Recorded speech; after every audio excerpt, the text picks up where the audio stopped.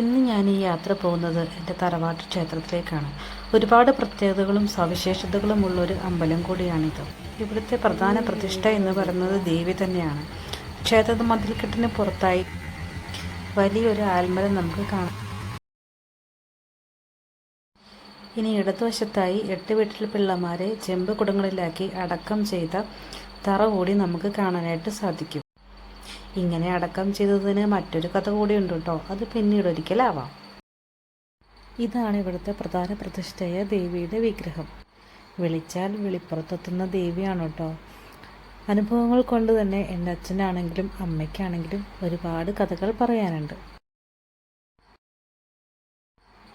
ഇനി ഈ ക്ഷേത്രത്തെക്കുറിച്ച് പറയുകയാണെങ്കിൽ വേട്ടയ്ക്കരുമകനെക്കുറിച്ച് തന്നെ വേണം പറയാൻ വേണ്ടിയിട്ട്.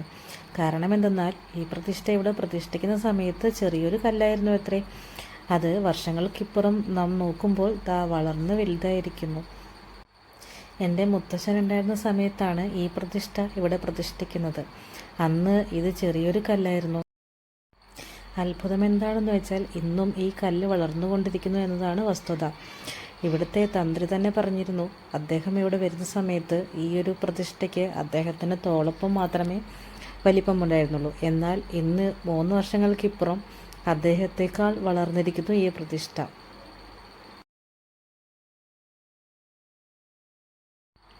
ഇനി ഈ കാണുന്നതാണ് കേട്ടോ ഈ ക്ഷേത്രത്തിലെ പ്രധാന വഴിപാടുകൾ.